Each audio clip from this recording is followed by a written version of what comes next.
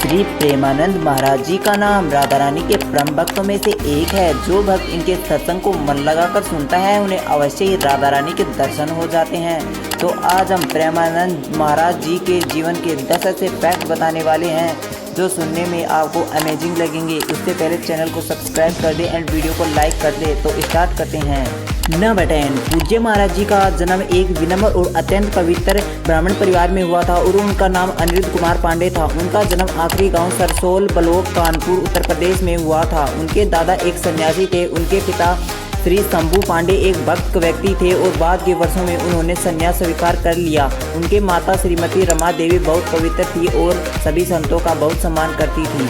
Number 9, महाराज जी ने बहुत कम उम्र में विभिन्न प्रार्थनाएं पढ़ना शुरू कर दिया था। जब वे 5वीं कक्षा में थे तब उन्होंने गीता प्रेस प्रकाशन श्री सुखसागर पढ़ना शुरू किया।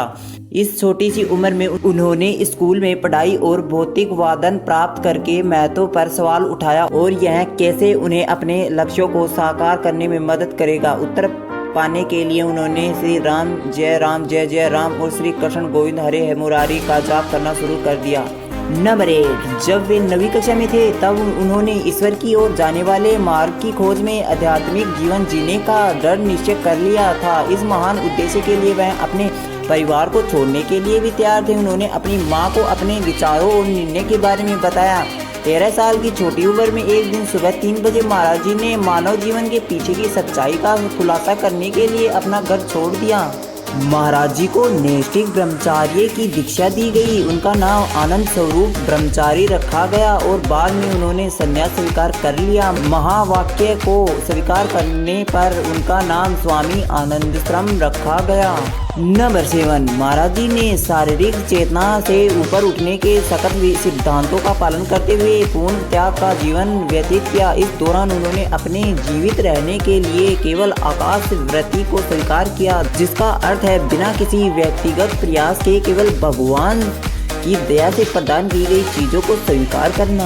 नंबर 6, एक आध्यात्मिक साधक के रूप में उनका अधिकांश जीवन गंगा नदी के तट पर बीता, क्योंकि महाराज जी ने कभी भी आश्रम के पदानुक्रमित जीवन को स्वीकार नहीं किया। जल्दी ही गंगा उनके लिए दूसरी माँ बन गई। यह भूख, कपड़े या मौसम की परवाह किए बिना गंगा के घाटों पर घूमते रहे।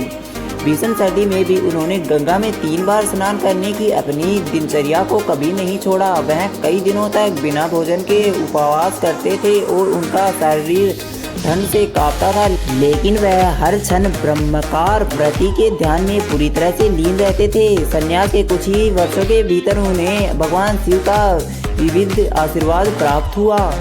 नंबर 5, हालांकि उन्हें एक उच्च उद्देश्य के लिए प्रयास करना जारी रखा। एक दिन बनारस में एक पेड़ के नीचे ध्यान करते समय श्री श्याम की कृपा से वह वृंदावन की महिमा की ओर आकर्षित हो गए। नंबर 4, बाद में एक संत की प्रेरणा ने उन्हें रासलीला में भाग लेने के लिए राजी किया, जिसका आयोजन स्वामी श्री राम शर्मा द्वारा किया जा रहा था। उन्होंने 1 महीने तक रासलीला में भाग लिया। सुबह में वे श्री चैतन्य महाप्रभु की लीलाएं और रात में वे श्री श्याम की रासलीलाएं देखते थे। 1 महीने में ही वह इन लीलाओं को देखकर इतना मोहित और आकर्षित हुए कि वह इनके बिना जीवन जीने की कल्पना भी नहीं कर सके। यह 1 महीना उनकी जिंदगी का टर्निंग पॉइंट साबित हुआ। बाद में स्वामी जी की सलाह पर और श्री नारायण दास भक्ति माली के एक शिष्य की मदद से महाराज जी मथुरा के लिए ट्रेन में चढ़ गए। तब उन्हें नहीं पता था कि वृंदावन उनका दिल हमेशा के लिए चुरा लेगा। नंबर 3, महाराज जी बिना किसी परिचित के वृंदावन पहुँचे। महाराज जी की प्रारंभिक दिनचर्या में वृंदावन परिक्रमा और श्री बांके बिहारी के दर्शन शामिल थे।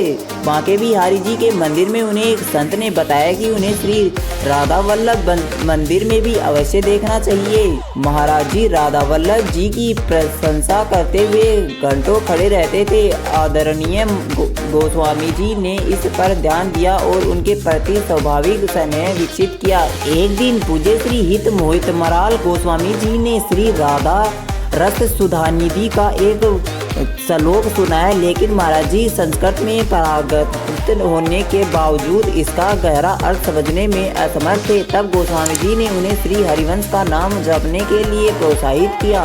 नंबर 2, महाराज जी शुरू में ऐसा करने के लिए अनुच्छिक थे। हालांकि अगले दिन जैसे ही उन्होंने वृंदावन परिक्रमा शुरू की, उन्होंने खुद को श्री हरिवंश महाप्रभु की कृपा से उसी पवित्र नाम का जप करते हुए पाया। इस प्रकार वह इस पवित्र नाम की शक्ति के प्रति आश्वस्त हो गए। एक सुबह परिक्रमा करते समय महाराज जी एक सखी द्वारा एक श्लोक गाते हुए पूरी तरह से मंत्रमुग्ध हो गए। वह श्लोक था, श्री प्रिया वदन छवि चंद्र मनोज पुत्र नैन चकोर प्रेम सुधा रस माधुरी पान करत निशी बोर।